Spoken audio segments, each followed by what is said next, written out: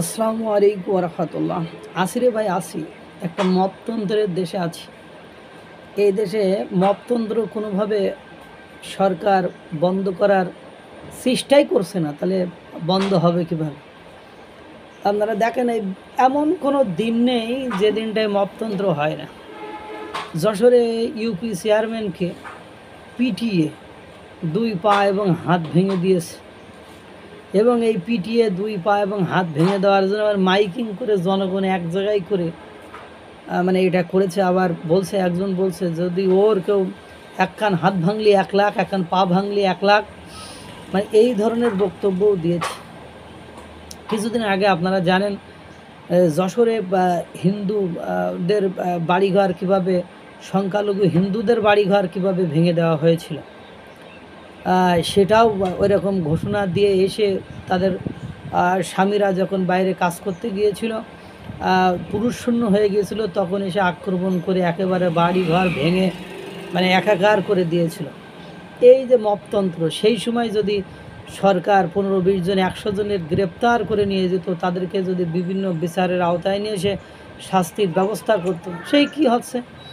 সেই দেখেন না, কে নুরুল হুদাকে জুতার বাড়ি মারা ব্যক্তি একদিনের মধ্যে জামিন পেয়ে যায়। ওই যে ঢাকা বিশ্ববিদ্যালয় যৌন হয়রানি বা নারীকে নিয়ে কটূক্তি করার ব্যক্তি একদিনের মধ্যে জামিন হয়ে যায়, তাকে কোরআন শরীফ দিয়ে ফুলের মাল্য দিয়ে তাকে বরণ করা হয়।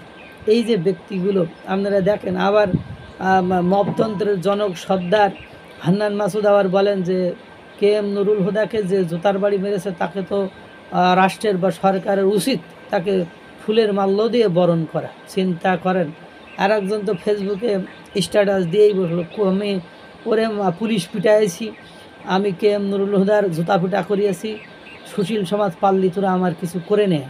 মানে প্রকাশ্যে সেনাবাহিনীর যে বৃদ্ধাঙ্গুলি দেখাচ্ছে। তাহলে সেনাবাহিনীর প্রতি আমাদের যে আস্থা এবং বিশ্বাস আসিল, সেই আস্থা এবং বিশ্বাস আমরা কিভাবে রাখবো? আপনারা বলেন যে এরকম একজন ফেসবুক স্ট্যাটাস দিয়ে সে অখ্যাত থাকে। হান্নান মাসুদ মিডিয়ায় যে ফুলের মালা দেওয়ার কথা বলে, সেও বাইরে থাকে।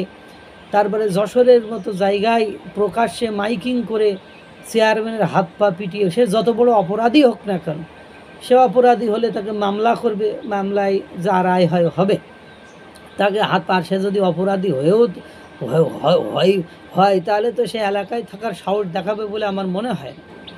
তার হাত পা ভেঙে একেবারে হাসপাতালে 4 বছর ঝুলাই রাখছে।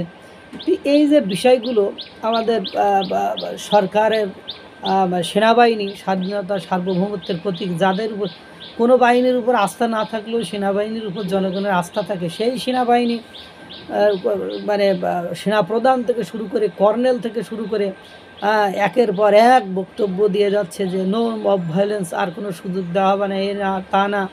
কিন্তু দুর্ভাগ্য হলো সত্য যে দিন শেষে আমরা সেই মব ভায়োলেন্স দেখছি, এবং যারা মব ভায়োলেন্স ক্রিয়েট করতেছে তাদেরকে আমরা গ্রেপ্তার হতে দেখছি না। এবং যদিও গ্রেপ্তার হয়, তাহলে আবার সে সঙ্গে সঙ্গে ছাড়া পাচ্ছে। আপনারা জানেন ATM আজহারুলের আপনার জামিন বা খালাসের কেন্দ্র করে চট্টগ্রামে কীভাবে নারীকে শিবিরের এক ছেলে লাথি মেরে ফেলে দিয়েছিল, নির্যাতন করেছিল, তারও 3 দিনের মাথায় জামিন হয়ে যায়, তাকেও আবার ফুলের মালা দিয়ে বরণ করা হয়। তা আপনারা এই যে কথা, প্রশাসন শুধুমাত্র অ্যাক্টিভ হলো, তারপরে আমরা দেখছি ময়মনসিংহে কীভাবে একজন অধ্যক্ষকে সেনাবাহিনী গ্রেপ্তার করেছে। ওইটা মানে বড় হলো যশোরে যারা এই অঘটন ঘটিয়েছে তাদেরকে দমন করা, হাত পা ভেঙে দিয়েছে, সংখ্যালঘুদের উপর হামলা করেছে।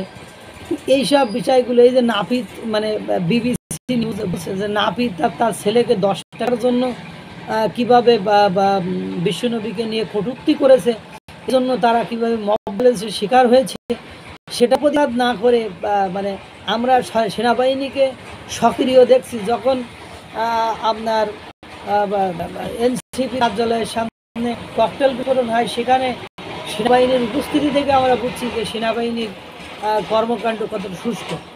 ময়মনসিংহের একজন অধ্যক্ষকে গ্রেপ্তার করা দেখে বুঝছি যে সেনাবাহিনীও কি সবার মতো পক্ষপাতদুষ্ট হয়ে গেল। মানে হাস্যকর, মানে সব কিছু যেমন কেমন যেন একটা মানে উদ্ভট মনে হচ্ছে যে মানে কোনো কিছুই কি আমরা পরিবর্তন পাবো না?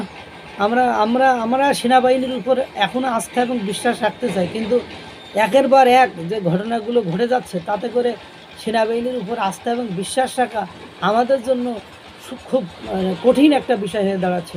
আল্লাহ তাআলা সকলকে ভালো রাখুক, সুস্থ রাখুক। আসসালামু আলাইকুম ওয়া রাহমাতুল্লাহ।